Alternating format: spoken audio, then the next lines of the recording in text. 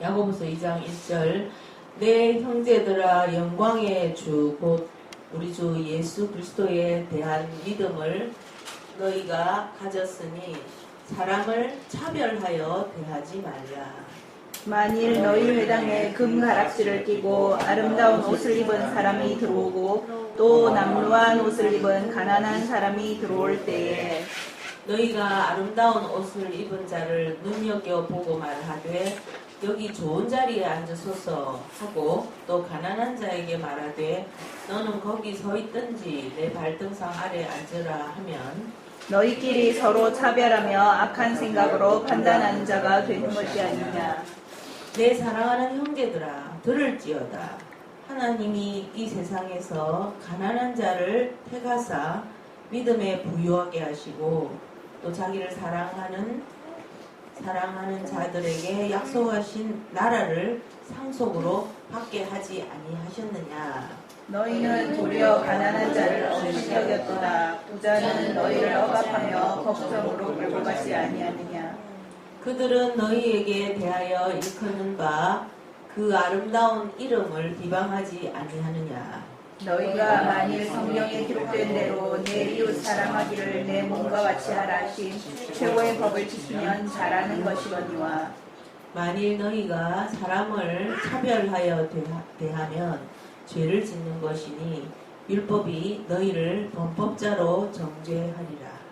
누구든지 온 율법을 지키다가 그 하나를 범하면 모두 범한 자가 되나니 가늠하지 말라 하시니가 또한 살인하지 말라 하셨은즉 내가 비록 가늠하지 아니하여도 살인하면 율법을 범한 자가 되느니라. 만민 자유의 율법대로 선언하는 자처럼 행하려 하고 행하기도 하라. 긍휼을 행하지 아니하는 자에게는 긍휼 없는 심판이 있으리라. 긍휼은 심판을 이기고 자랑하느니라. 내 형제들아 만일 사람이 믿음이 있노라 하고 행함이 없으면 무슨 유익이 있으리요. 그의 믿음이 능히 자기를 구원하겠느냐. 만일 형제나 자매가 헐벗고 일용할 양식이 없는데 너희 중에 누구든지 그에게 이르되 평안히 가라 덥게 하라 배부르게 하라 하며 그 몸에 쓸 것을 주지 아니하면 무슨 유익이 있으리요. 이와 같이 행함이 없는 믿음은 그 자체가 죽은 것이라. 어떤 사람은 말하기를 너는 믿음이 있고 나는 행함이 있으니 행함이 없는 내 믿음을 내게 보이라. 나는 행함으로 내 믿음을 내게 보이리라 하리라. 내가 하나님은 한 분이신 줄 믿느냐? 잘 하는도다. 귀신들도 믿고 떠느니라.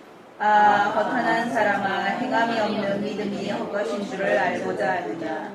우리 조상 아브라함이 그 아들 이삭을 제단에 바칠 때에 행함으로 의롭다 하심을 받은 것이 아니냐.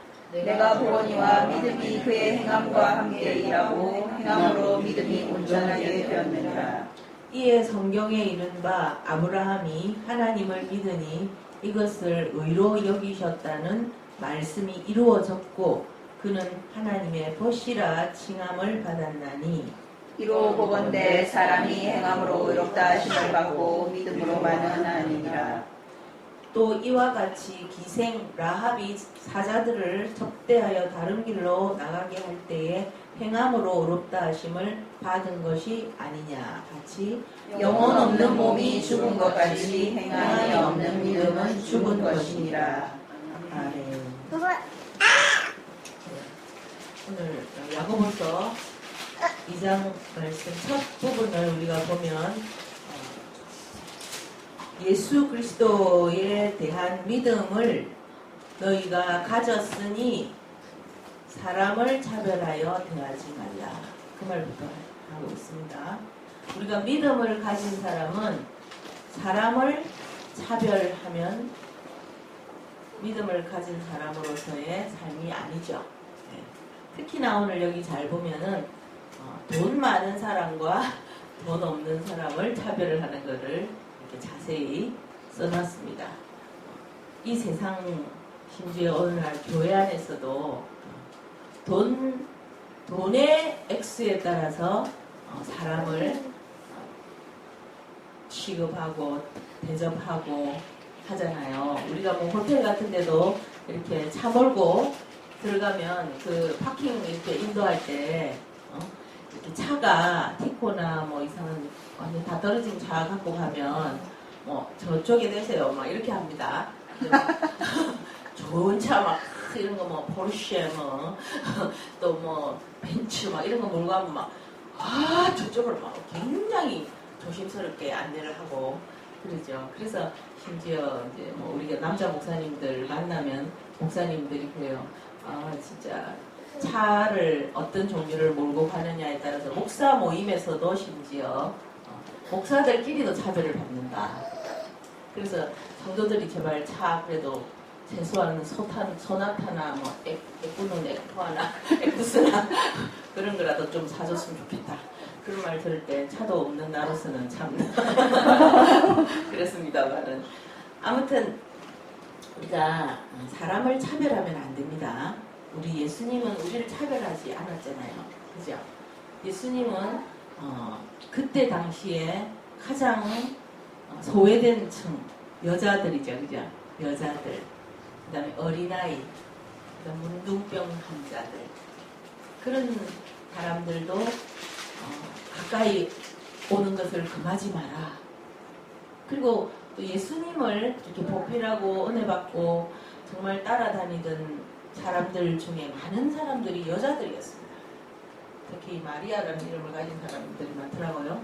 마리아 부대라고 우리가 그러는데 그런 어떤 이 세상의 문화 돈을 많이 가지고 돈을 적게 가지고 소유를 많이 가지고 소유를 적게 가지고에 따라서 사람을 다르게 취급하고 대접하는 그런 문화 그런 것은 우리 그리스도인은 절대로 있을 수가 없다는 거죠. 왜냐하면 우리 안에는 그리스도께서 사시잖아요. 우리는 이미 예수 이름으로 살고 있죠. 그래서 우리가 기도할 때도 어떻게 합니까? 예수 이름으로 기도합니다. 또 뭐 무슨 기도를 또 귀신을 쫓아내거나 사역을 할 때도 예수 이름으로 나가라. 응? 예수 이름으로 뭐 이렇게 되라 저렇게 되라 그렇게 하죠. 예수님은 그렇게 안 하셨잖아요. 예수님은 폭풍아 잠잠해라 이렇게 했지 예수 이름으로 잠잠해라 이렇게 안 했죠. 자기가 예수니까. 근데 우리는 왜 꼭 그 말을 해야 될까요? 내가 예수가 아니니까. 그래서 예수 이름이라는 게 그게 무슨 주문처럼 하는 게 아니더라고요. 예수 이름으로 기도했을 때 그게 아니고 내 이름이 예수다. 그렇게 해석을 할 수도 있는 거예요. 나는 지금 내 양정이라는 사람의 생명으로 그런 어토리티로 하는 것이 아니고 내 안에 계신 그분의 생명과 그분의 이름으로 나는 지금 이 일을 한다. 이 말을 선포한다. 그렇게 하는 거죠.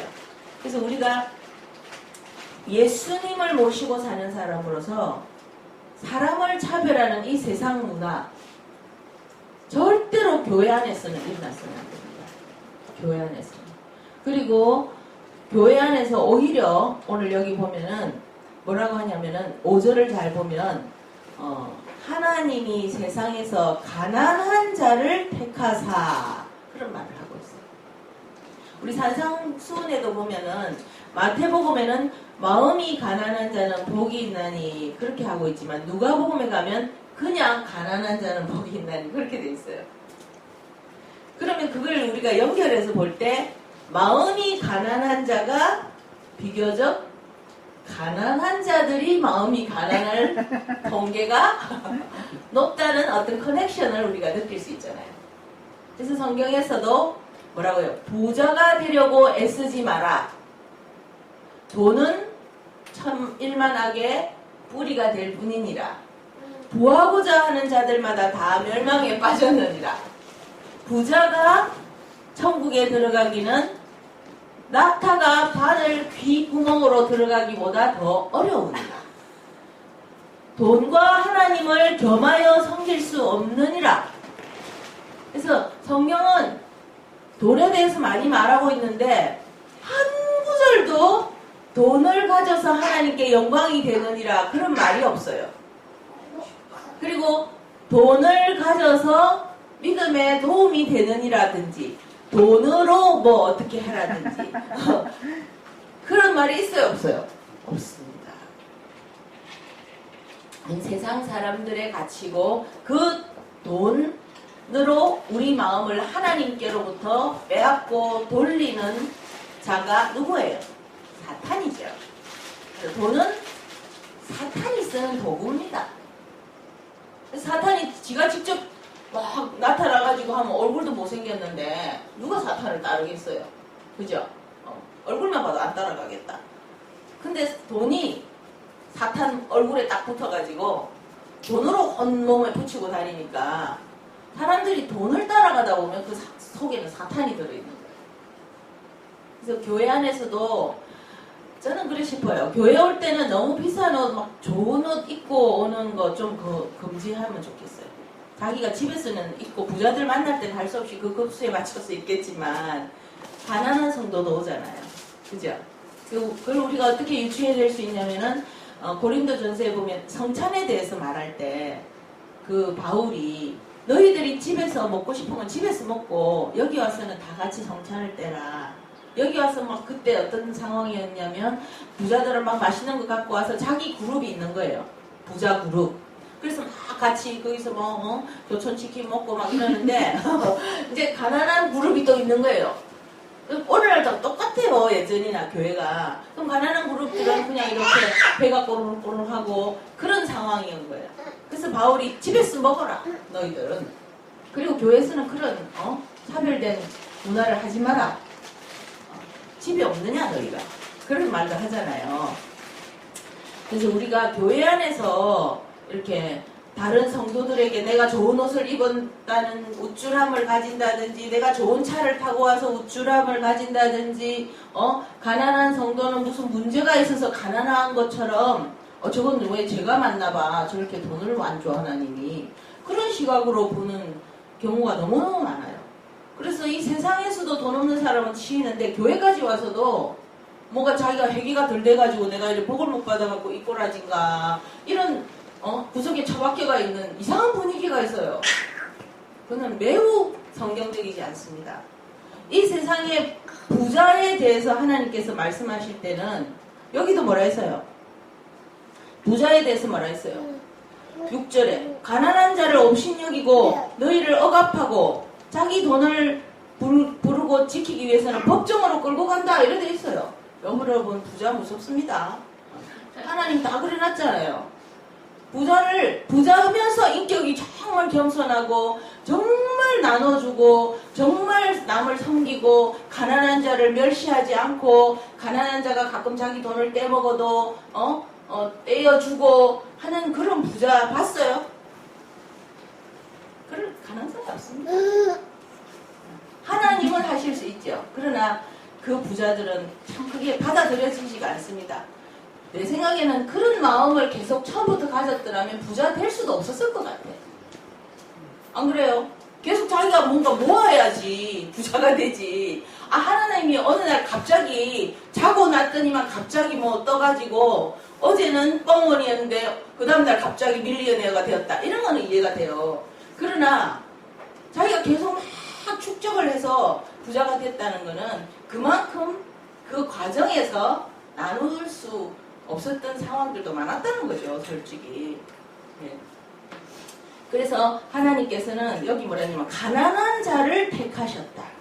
따라해보세요. 가난한 자를 택하셨다. 가난한 자를 택하셨다. 네.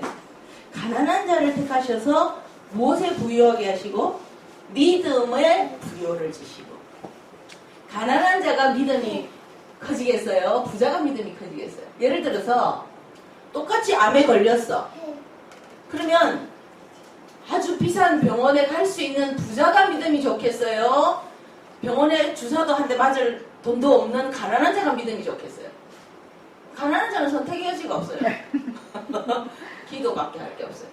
그래서 오늘날도 보면은 막 필리핀이나 아프리카에 가면 막 기적이 일어나요. 그냥 뭐 설탕 한 숟갈씩 주면서 이거 먹으면 나아요 이러면은 막 그냥 플래시보 효과라고도 하는데 할렐루야 이러면서 막 안전뱅이가 일어나고 막 암이 낫고 막 그런다잖아요. 근데 그 똑같은 부흥사가 미국이나 호주나 이런 부자 나라에 요즘 한국도 좀 그렇대요. 가서 하면은 안 일어난대요, 기적이.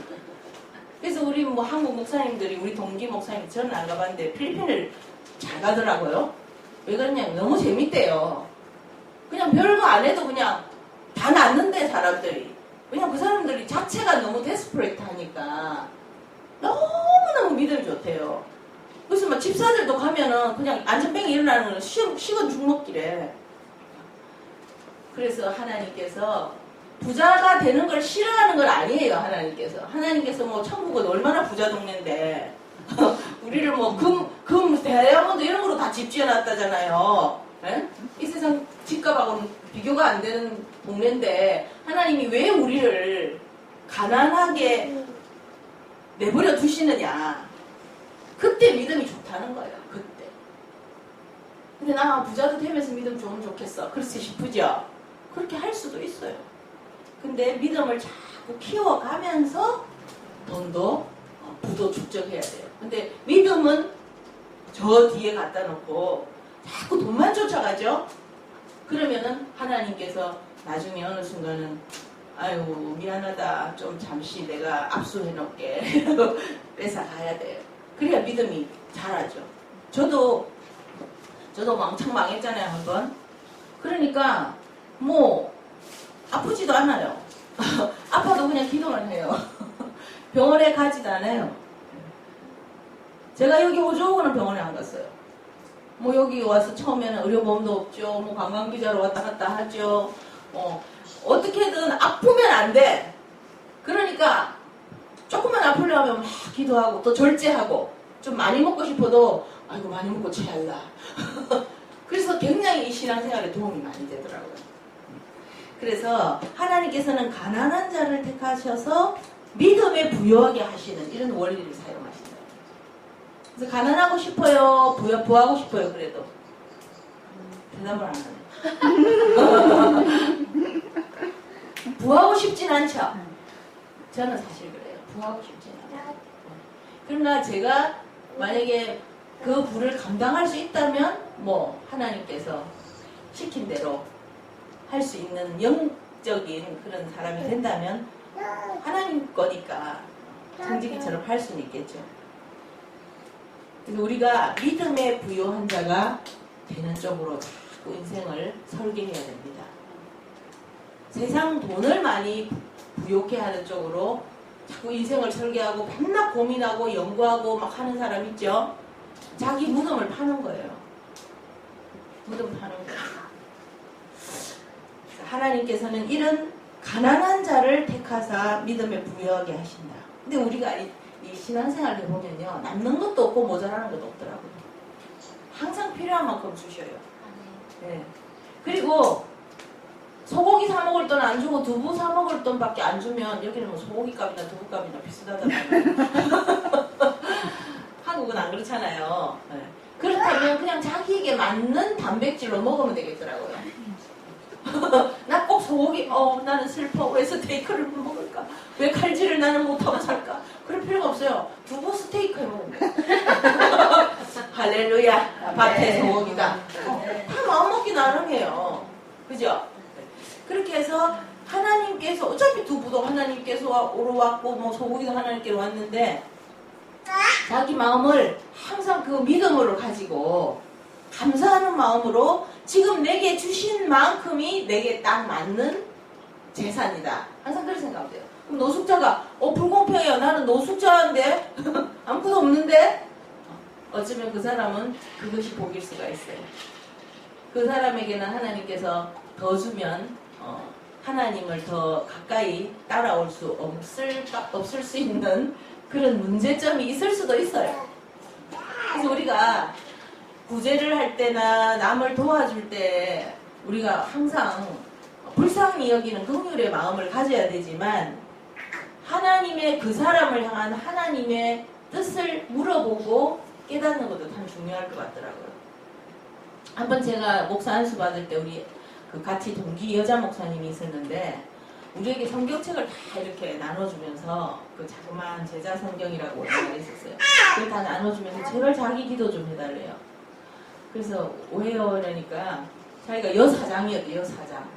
굉장히 이렇게 잘 나가는 여자 사장이었는데, 회장님이었는데, 쫄딱 망해가지고 신학이가 여자 목사가 된 거예요. 그 사연을 들어보니까, 자기가 정말 이렇게 누구를 도와줬는데, 그 사람을 향한 하나님의 뜻을 모르고 도와줬다라는 거예요. 그 사람은 지금 너무 하나님의 음성을 못 듣고 하나님 뜻을 모르기 때문에 하나님이 그 사람을 물질에 고난을 주는 시간표였던 거예요. 근데 이 목사님이 자기 의입니다. 그럴 때는 자기 의로 그 사람을 막 물질을 도와준 거예요. 그러니까 하나님께서 어느 날 말씀하시면서 네가 그 사람을 향한 내 은혜를 막기 때문에 나 할 수 없이 네 재물도 걷어가야겠어. 그리고 자기가 쫄딱 망해버렸다는 거예요. 믿거나 말거나. 그래서 그런 것도 있구나. 그런 생각하고 그 뒤로는 저는 진짜 누구에게 동양을 줘도 꼭 이렇게 성령님께 감동을 받는 대로 하려고 애를 많이 씁니다.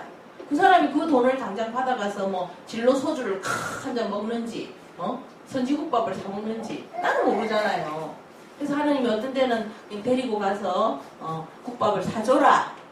돈을 주지 말고 국밥을 바로 사줘라. 그러면 또 국밥을 바로 사주기도 하고, 라면을 사줘라. 이러면 라면을 사줘라. 이런 식으로 구체적으로 하나님께서 인도해 주는 걸 받는 것도 참 중요하게 남을 도와주는 방법이 필요한 것 같습니다. 아니면 도와주려고 했는데 오히려 그 사람을 망치는 수가 되고 하나님의 그 사람을 향한 계획을 방해하는 걸림돌이 되는 그런 사람이 될 수도 있는 거죠. 그래서 오늘 우리가 배워야 될 것은 돈으로 사람 차별하면 안 되고, 돈으로 사람 차별하면 안 되고, 또 우리 자신도 돈으로 어떤 사람을 대한다든지 인생의 방향을 정한다든지 돈을 기준으로 가치를 가지고 살면 안 된다는 거예요. 실제로 여러분이 직업도 마찬가지입니다. A라는 회사가 있고 B라는 회사가 있어. 근데 A라는 회사는 100만 원 줘, 월급을. 근데 B라는 회사는 500만 원 줘. 그런데 하나님께서 하나님이 당연히 500만 원 주러 가는데 가겠지? 이렇게 생각하면 안 됩니다. 하나님께 신중하게 잘 물어보세요. 그러면 하나님께서 100만 원 받는 쪽으로 가. 거기 네 사명이 있어. 또는 네가 거기 가서 검소함을 배워야 돼. 또는 거기 가서 뭐 좋은 신앙의 선배가 있어. 라든지 하나님이 인도하는 방향이 다를 수가 있습니다. 근데 우리 세상적인 가치관을, 돈을 가치관으로 살아가는 사람은요, 왜 안 옮겨? 당연히 옮겨야지. 500만 원 주는 대로. 그렇게 생각하잖아요. 그러면 거기는 뭐 사기꾼 업체라든지, 전부 탈세하는 데라든지, 뭐, 거기는 안 좋은 영이 가득하다든지, 그 500만 원을 받는 게 자기 영혼을 죽이는 수도 있어요. 그래서 돈을 기준으로 해서 자기 삶을 살았으면 안 된다. 사람을 대하는 것도 마찬가지, 결혼도 마찬가지입니다. 이 남자 돈 잘 버네? 집도 있네? 벤츠 타고 다니네? 홀딱 시집간다. 홀딱, 이 여자 괜찮네? 최순실이처럼 말이야. 돈 많다? 그럼 막 20살 연하도 붙는다? 뭐 이런 거. 그러면 망하는 거예요. 내가 그 사람들을 위해서 다 기도하고 있어요. 여러분, 돈을 내 삶의 태도의 기준으로 삼으면 안 됩니다. 하나님의 음성을 들어야 됩니다. 성령으로 행해야 됩니다. 오늘 여기 보면은 믿음이 행함으로 완성된다, 그렇게 말하고 있습니다. 믿음은 따라해보세요. 믿음은 행함으로 완성된다. 행함으로 완성된다. 행함으로 완성된다. 아브라함을 예를 들고 있죠. 21절에 보면 우리 조상 아브라함이 그 아들 이삭을 제단에 바칠 때 행함으로 어렵다 하심을 받았다. 그리고 22절에 보면 행함으로 믿음이 온전하게 되었느니라. 영어로 하면 complete 됐다는 거죠. 믿음은 행함으로 완성됩니다. 할렐루야. 그래서 믿는다 하면서 그 삶이 예수 그리스도의 삶이 나타나지 않는 것은 그 사람은 믿음이 없는 사람이에요. 나 믿으면 믿기는 믿어요. 근데 나는 살아가는 가치관이나 방향이나 결정하는 모든 것은 그래도 우리가 세상과 어느 정도 밸런스를 이루어야죠. 이 세상에 살고 있잖아요. 그러다가는 우리만 손해예요. 하나님께 영광도 안 돼요. 결국 이렇게 생각하는 사람들이 너무너무 많죠. 그렇게 가르치는 교회도 너무 많죠. 네. 그렇게 대부분 가르쳐요. 신학교도. 근데 하나님께서는 믿음은 행함으로 완성된다 그랬죠. 그럼 이 행함은 무슨 행함이에요? 성령으로 행하는 걸 말해요. 그리고 예수 그리스도의 삶을 행하는 걸 말해요. 맞잖아요. 내가 이제 내 마음이 아니고 예수님의 마음으로 살아가잖아요. 그럼 우리가 다 자기 개인의 마음에 따라서 삶을 결정하잖아요. 나 이거 사과 먹고 싶다, 뭐 토마토 먹기 싫다. 내 마음이 결정하잖아요. 뭐가 결정해요? 손이 결정해요? 입이 결정해요? 내 마음이 결정합니다. 모든 결정권은 어디에 있어요? 마음에 있어요. 마음에 있어요. 근데 그 마음이 이제 내 마음이 아니고 누구 마음이에요? 예수님 마음이에요. 그죠? 너희는 그리스도의 마음을 가지라. 그랬잖아요. 빌립보서 2장에. 그러면 내 마음이 이제 내 마음이 아니고 누구 마음이다? 예수님 마음이다. 그럼 예수님 마음으로 모든 것을 행해야 됩니다. 예수님 마음으로. 그럼 내가 할 일은 뭐냐면 예수님의 마음을 계속 채우는 거예요. 예수님의 마음과 내가 유니온, 하나 되는 거예요. 하나 돼서 내 마음이 예수님 마음과 이렇게 완전히 하나 되어서 내 마음이 계속 예수님의 마음에 순종을 해줘야 돼요. 나는 이렇게 하고 싶은데요. 그래도 예수님의 마음이 이렇게 해야 돼. 이렇게 하면 여러분은 여러분의 마음을 죽여야 돼요. 여러분의 소리를 꺼야 돼요. 그게 우리가 자꾸 성화되어 가는 겁니다. 예수님의 마음으로 자꾸 더 순종하다 보면 나중에는 내 마음이 예수님 마음인지 내 마음인지 몰라요. 옛날에는 예수님하고 갈등이 좀 많았잖아요. 나는 돈 많이 벌고 싶은데 예수님 왜 자꾸 돈을 못 벌게 막 이렇게 싶으잖아요. 근데 나중에 이제 예수님 마음을 자꾸 따라서 순종하다 보면 그냥 내 마음이 예수님 마음처럼 돼서 돈 그거 뭐 필요한 만큼만 있으면 되지. 필요할 때는 주님이 어련히 알아서 줄까봐. 주님도 뭐요? 베드로가 예수님 세금 받으러 왔어요. 그래? 그럼 물고기 잡아서 입을 벌려봐. 거기 동전이 있을 테니까 네 세금 내 세금 줘. 그렇게 하잖아요. 예수님이 그런 거 보면 그거 1점도 안 갖고 다니신 것 같아요. 내가 볼 때는. 필요할 때마다 어떻게 하셨어요? 그냥 하나님께 턱 물고 하나님 어떻게 할까요? 하나님 그래 저 지금 물고기가 동전 하나 물고 다니는 게 있는데 거기 베드로가 어디 가면 있다. 이렇게 딱 하나님께서 공급하는 거예요.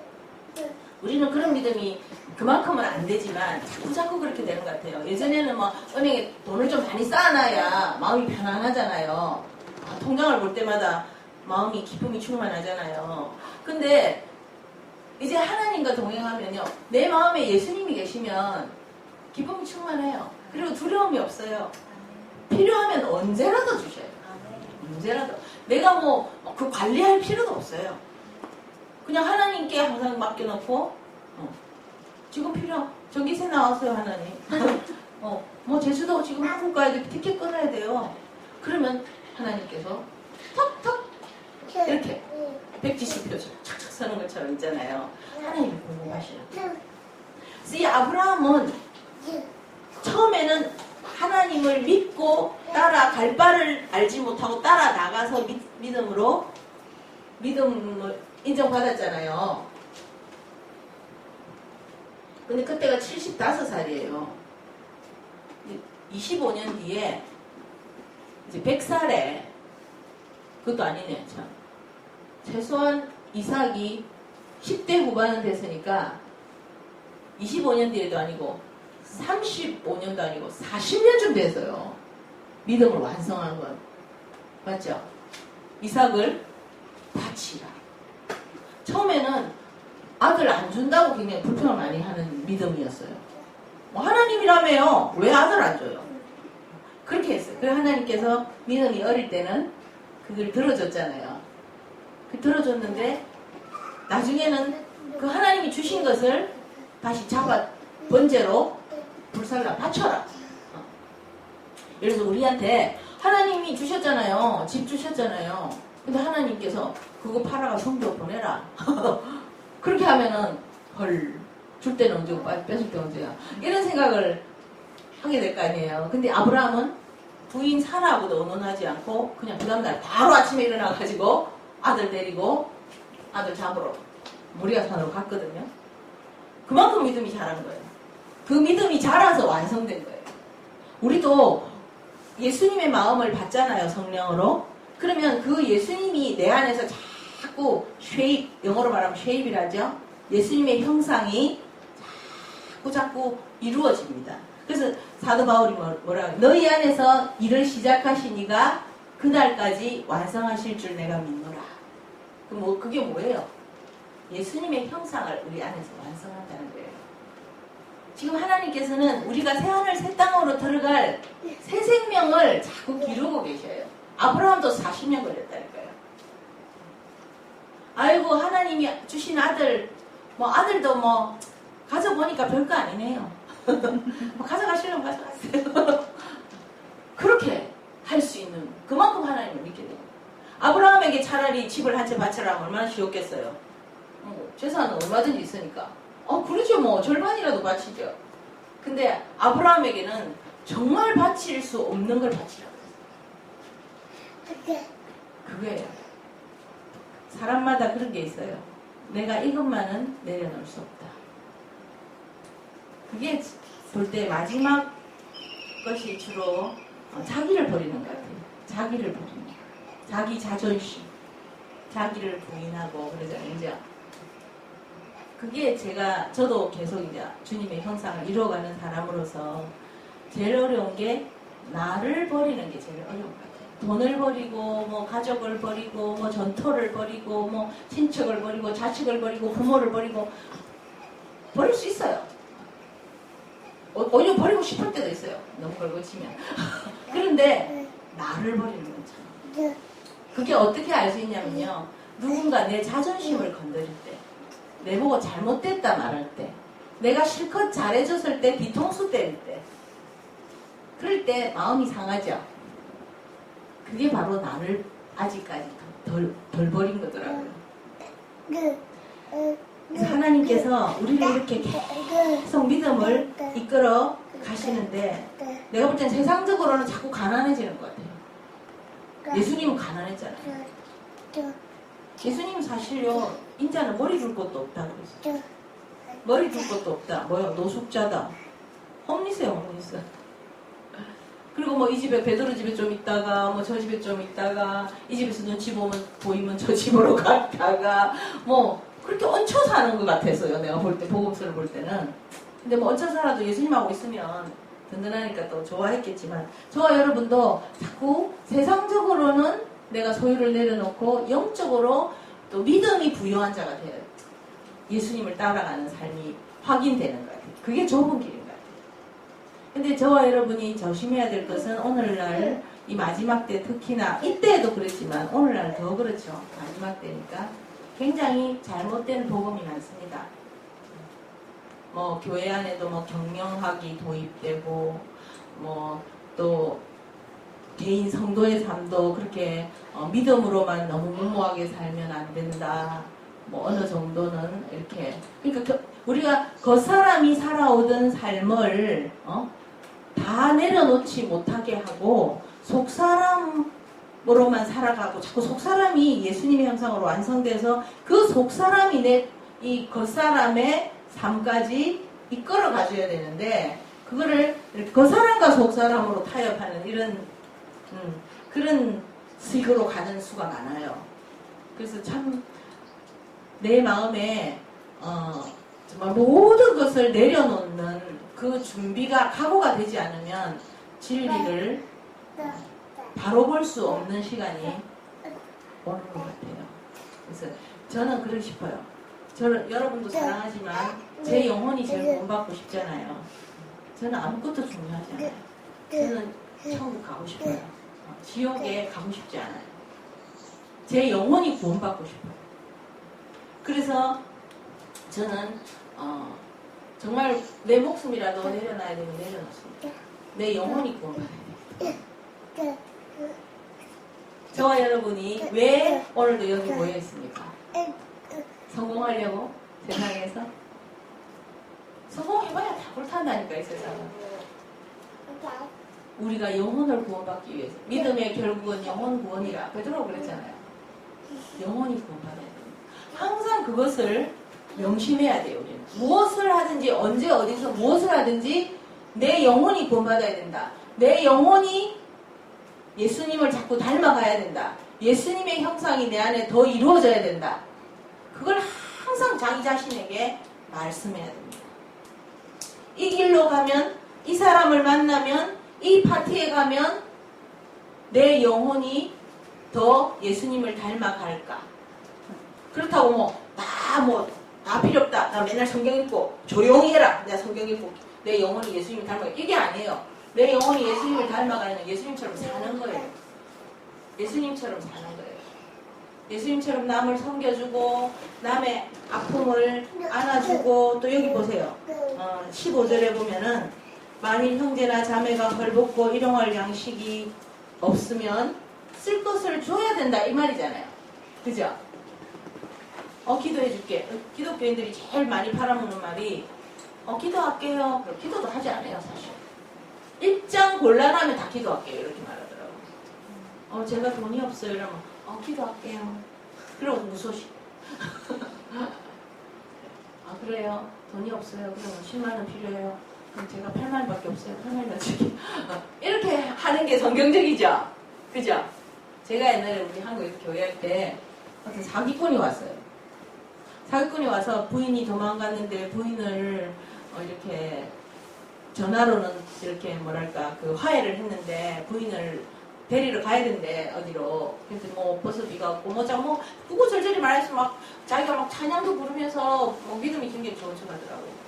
그래서 제가 그때만 해도 영적으로 음성을 잘 못 들을 때니까 10만 원을 달라는 5만 원만 달라든가. 그때 오래됐어요. 5만 원도 꽤 커요. 근데 5만 원만 주시라고 그러는데 내가 주자니 도둑놈 사기꾼이면 어쩔까 걱정되고 안 주자니 이게 사실이면 어쩔까 또 걱정된 거야. 이 절박한 사람을. 그래서 제가 아무리 마음으로 들으면서 기도를 해도 이 분별이 안 오는 거예요.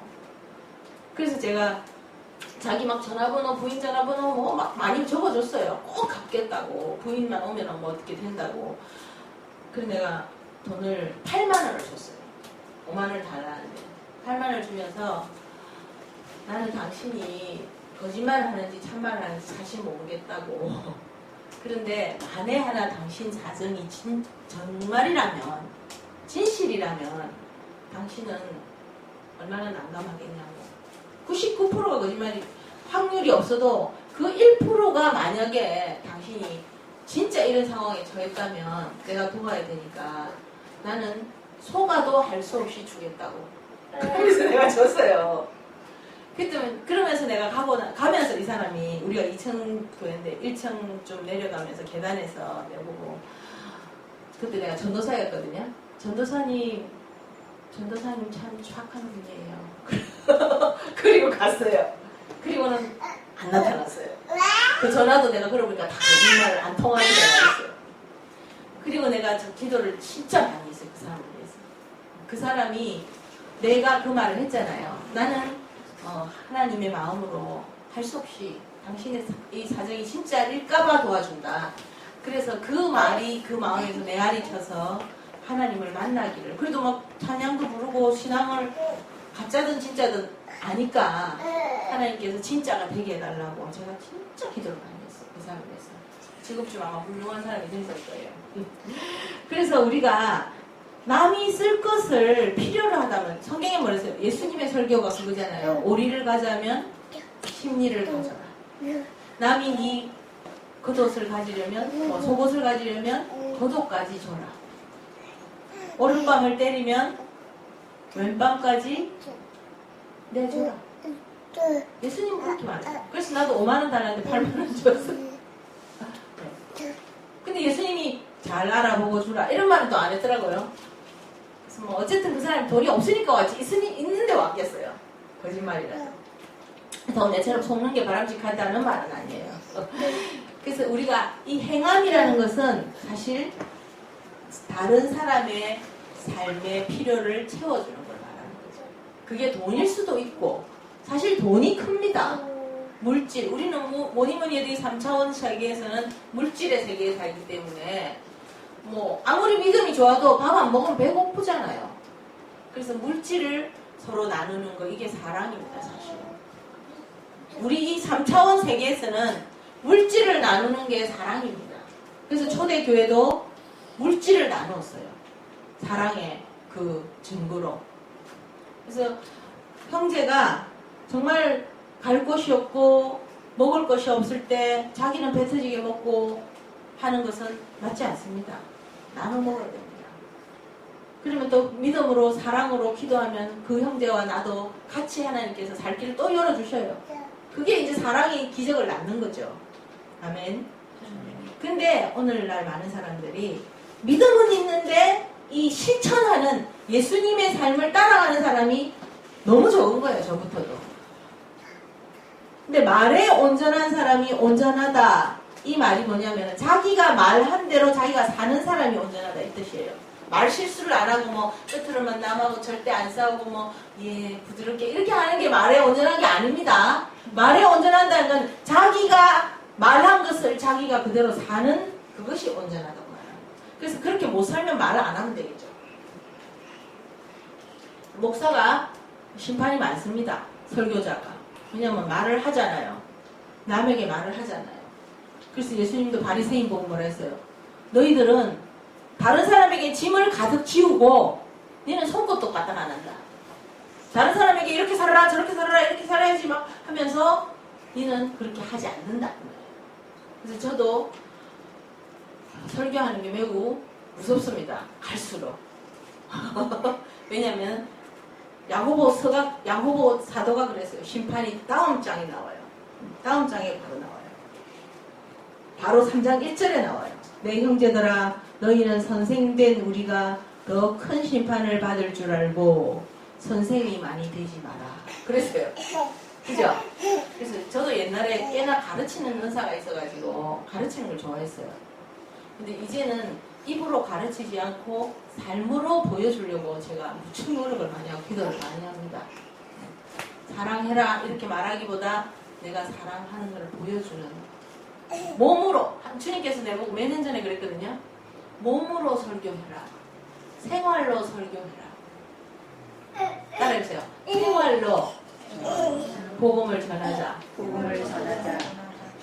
그러면서 왜 그래요? 그러면 내 안에는 예수님이 사셔요. 예수님이 이렇게 사셨어요. 그렇게 하면서 예수님을 높여드리는 거죠. 그냥 무조건 뭐 우리 목사님이 이래 잘냈어요 이런 것보다는 내 안에 예수님이 계십니다. 따라해봅시다. 내 안에 예수님이 계십니다. 그분이 이렇게 사셨습니다. 그래서 나도 이렇게 삽니다. 그래서 나도 이렇게 삽니다. 그걸 우리가 자꾸 연습하는 거죠. 처음부터 잘 되진 않죠. 아브라함도 40년 걸렸잖아요. 그죠? 모세도 40년 걸렸잖아요. 대부분 40년 걸렸어요. 다윗, 요셉 이런 사람들은 내가 볼 때 좀 빨랐어요. 그래도 언제 완성이 된지는 모르겠지만 우리가 이렇게 행함이 없는 믿음은 귀신 믿음이에요. 귀신 믿음. 거기 있죠? 19절 읽어봅시다. 시작. 내가 하나님은 한 분이신 줄을 믿느냐? 잘 하는도다. 귀신들도 믿고 떠듭니다. 마귀 믿음. 마귀 믿음. 마귀 믿음은 구원이 안 됩니다. 14절도 읽어봅시다. 시작. 내 형제들아 만일 사람이 믿음이 있노라고 행함이 없으면 무슨 유익이 있으리요? 그 믿음이 능히 자기를 구원하겠느냐? 한단 말이에요? 못한단 말이에요? 못한단 말이죠. 그래서 이 귀신, 마귀 믿음을 가지면 구원이 안 된다고 말하고 있습니다. 우리가 이게 좁은 길인 것 같아요. 좁은 길. 넓은 길은 세상 사람이 가는 길이 아니고 교회 안에 넓은 길, 좁은 길이 있어요. 교회 안에서 대부분의 80%, 90%, 어쩌면 99%가 다 마귀 믿음으로 살 수도 있어요. 차별이 있고, 그렇지만 하나님께서는 좁은 길로 가는 자는 길이 협착하여 가는 자가 적으니라 그랬어요. 넓은 길은 많은 사람이 가느니라. 그래서 많은 사람이 가니까 많은 사람이 옳다 하네? 그러니까 나도 뭐 바로 가는 거겠지? 다들 그렇게 하잖아. 모든 교인들이 다 그렇게 살잖아. 모든 크리스찬이 다 그렇잖아. 왜 내만 특별해야 돼? 그 대세를 따라가면 어디다? 마귀입니다. 넓은 길. 좁은 길은 가는 사람이 없다. 가는 사람이 협착해. 가는 사람이 거의 없어요. 한 명씩 가니까, 이 호주의 길에 보면 차가 하나씩 가니까, 그죠? 차가 많이 없잖아. 그래서 오른쪽, 왼쪽 한국에서 운전하다가 오는 사람이 혼자 갈 때 헷갈린대요. 이 길이 맞은지 이길래. 그걸 가다 보면 꽝 하는 거야. 그리고 여기 식물인간 된 애들도 있어요. 워킹 홀리데이 와가지고. 그러니까요, 우리가 가는 자가 많으면 마음이 편한데, 가는 자가 없으니까, 혼자만 가는 것 같아. 벌써 앞서간 사람은 벌써 심리전에 갔으니까 안 보인다고, 그 사람이. 그래서 여러분이, 내만 특별하게 하는 것 같아. 우리 교회만 특별한 것 같아. 뭐 이런 거, 그런 마음이 들 때 그게 바른 길일 수도 있어요. 뭐 이단도 그럴 수도 있지만, 잘 생각해서 여러분 성경을 보세요. 제 말만 듣지 말고.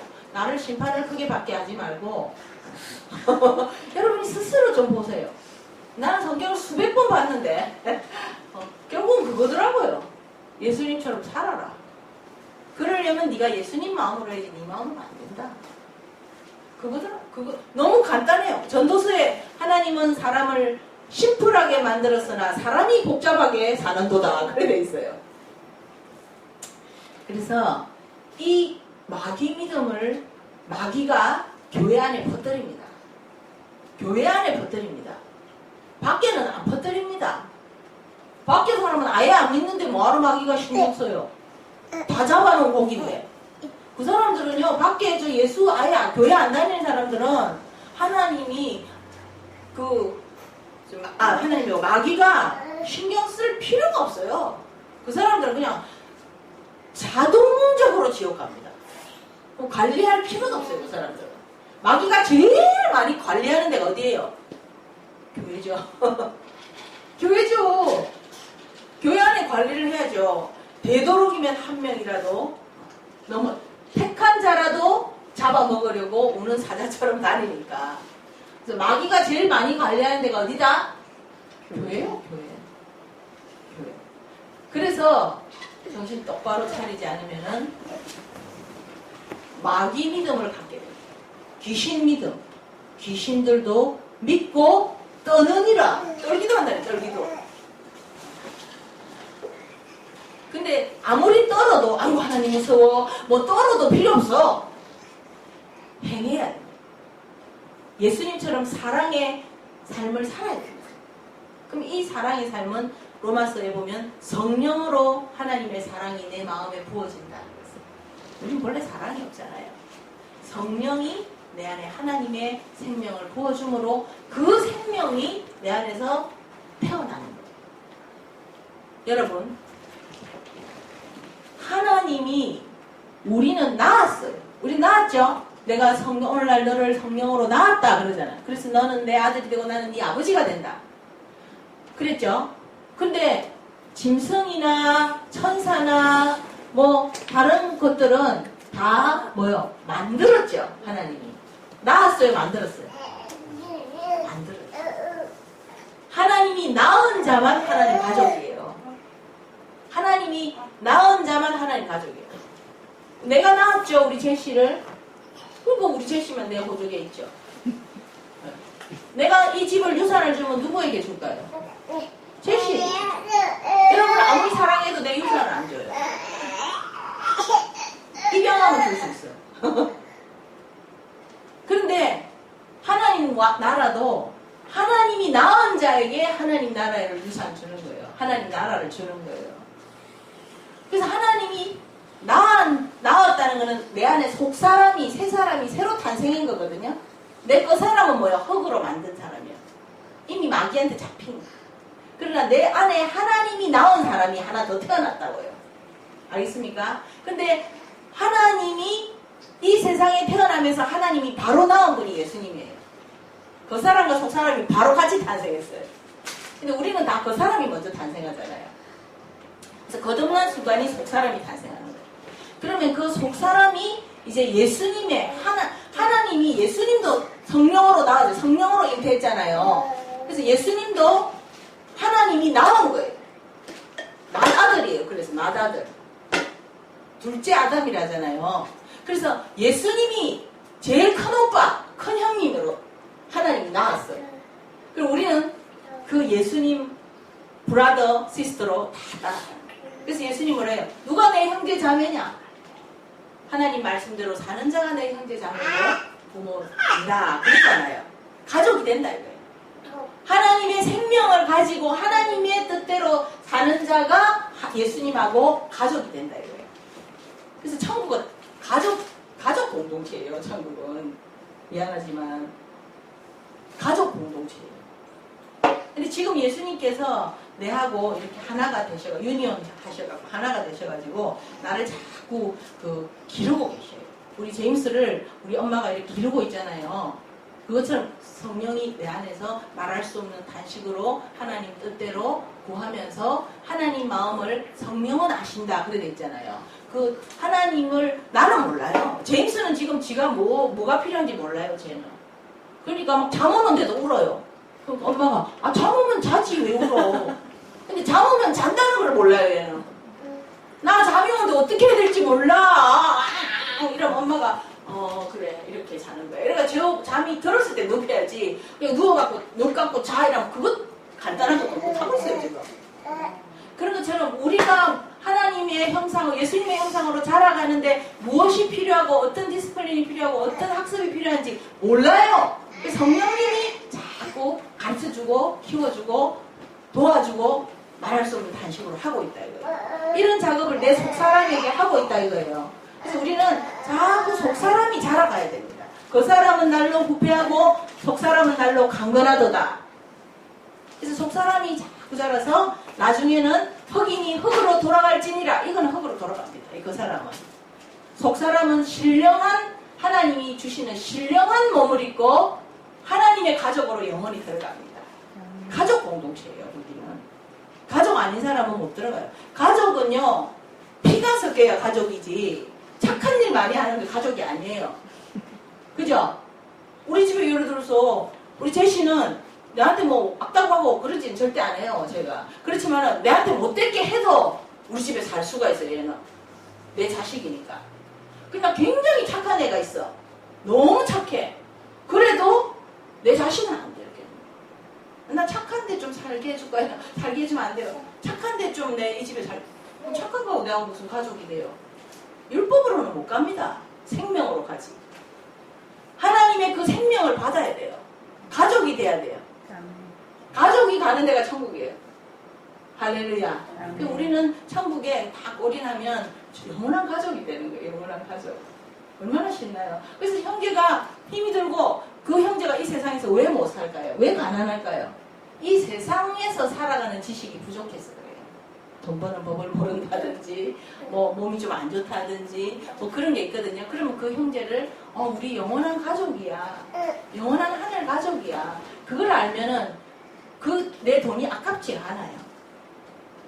우리가 뭐 형제가 아프면은 도와주잖아요. 우리 며칠 전에 우리 제시도 막 체해갖고 막 토하고 있잖아요. 그러니까 막 내가 머리카고 자다가 막 일어나가지고 변소로 같이 일어나가지고 덩을 막 두드리고. 그거 왜 그래요? 내가 아픈 것처럼 아픈 거예요. 내가 옛날에 저리 토해보니까 너무 힘들던데 저거 진짜 막 똥 창자까지 올라오는데 그 마음을 알잖아요. 그죠? 그러니까 막 그 다음날 가슴에서 사고 난리가 다 났잖아요.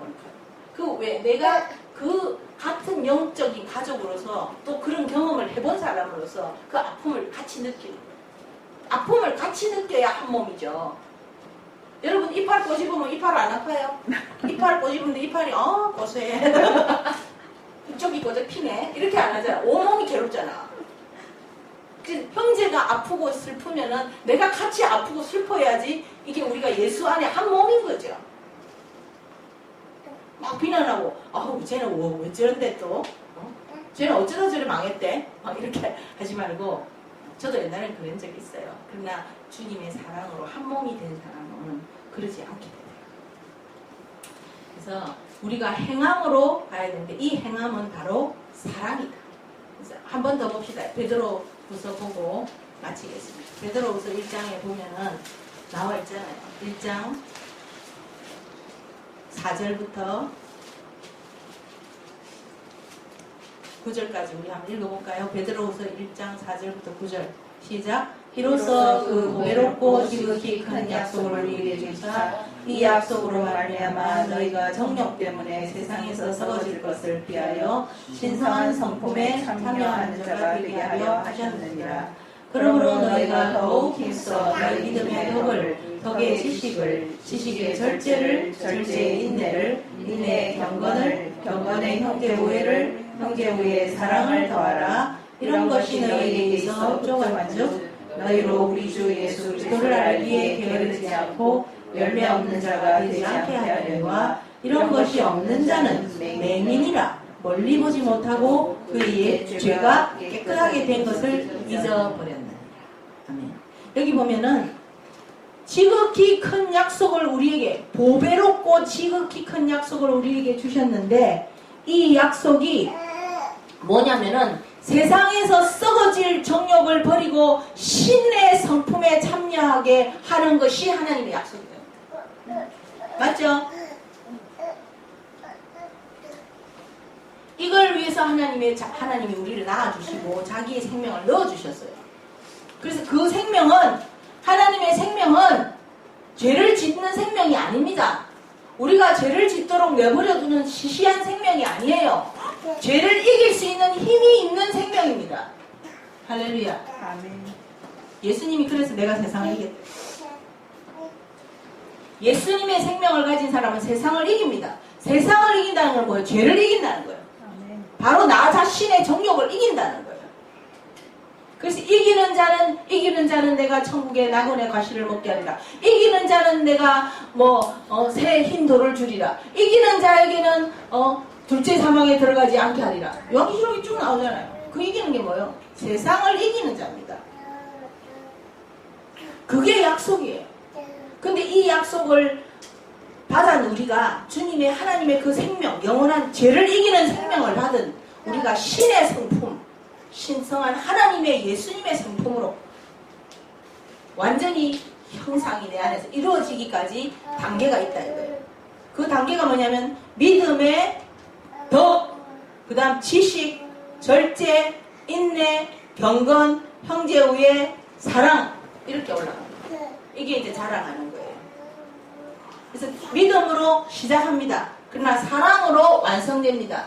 아까 야고보서의 방금 뭐예요? 믿음은 행함으로 완성된다 했죠? 여기하고 접목을 시키면 믿음은 사랑으로 완성된다. 믿음이 예수님의 사랑의 삶을 살 수 있는 거기까지 자라는 게 완성이다. 그러면 믿음 다음에는 믿음 그 다음 학년은 덕, 그 다음엔 지식. 그래서 성경 공부를 해야 됩니다, 여러분.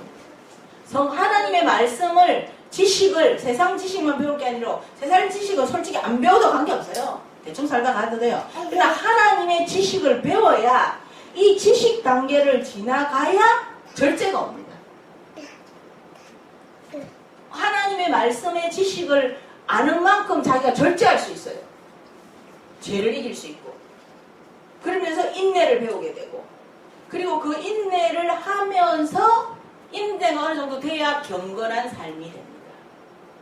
지식만 알아갖고 경건한 삶이 안 돼요. 인내가 반드시 있어요. 여러분도 잘 알다시피 인내는 뭐예요? 시간이 걸리는 시간. 인내는 그냥 안 생겨요. 지식도 공부하려면 시간이 걸리지만 특별히 인내라는 이것은 하루아침에 안 생깁니다. Long suffering. 뭐예요? 오랫동안 고통을 참으면서 생기는 성품입니다. 이게. 그래서 이 인내를 잘 열매를 맺었을 때 경건을 이루게 됩니다. 경건한 삶을 살게 되고 죄를 많이 이기게 되죠. 그리고 나면 죄를 벗어났을 때 형제 우애를 하게 돼요. 형제 우애. 우리가 형제잖아요. 우리가 형제 자매잖아요. 이 형제 자매끼리 굉장히 잘 지내게 됩니다. 뭐 저 성도는 보기 싫어 박집사는 왜 저래 막 뻘치고 뺄치고 이거 안 하고 형제 우애가 생깁니다. 그리고 그 형제 우애를 넘어서서 더 올라가면 원수를 사랑할 수 있는 사랑의 완성 단계가 온대요. 형제 우애는 우리 형제끼리 우리 예수 믿는 사람끼리 잘 먹고 잘 사는 게 이거 형제 우애야. 어찌 보면 이건 잘하고 있어 교회들이. 근데 사랑을 잘 못하죠. 근데 사랑은 원수를 사랑하는 까지 가는 게 사랑입니다.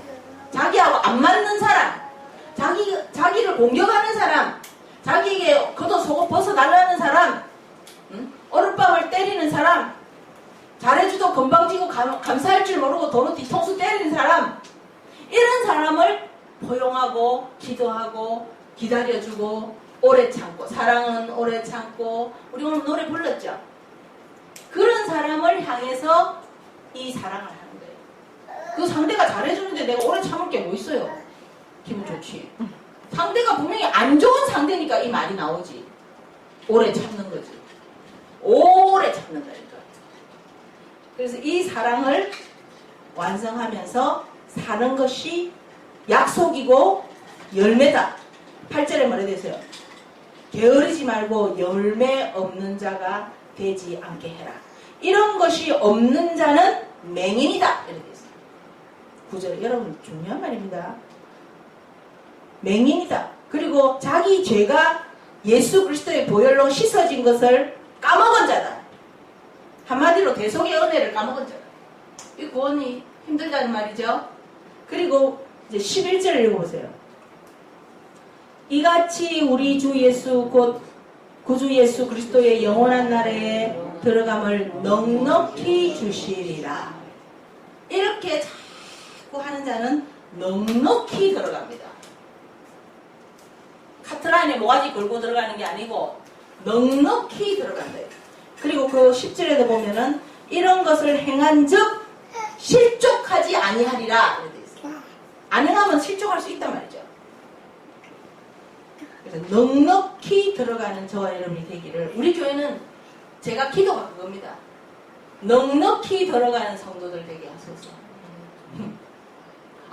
세상 버리기 너무 힘들어. 한 발 조금이라도 걸치고 있다가 가면 안 될까. 이렇게 하면 넉넉히 안 되고 항상 그 국경선에 있어요. 국경선에. 다리가 얼마나 길어야 국경선까지 걸치겠어. 그죠? 넉넉히 들어가려면 그 보더, 세상과의 경계에서는 벌써 떠나가 저 안에 들어가 있어야 돼요.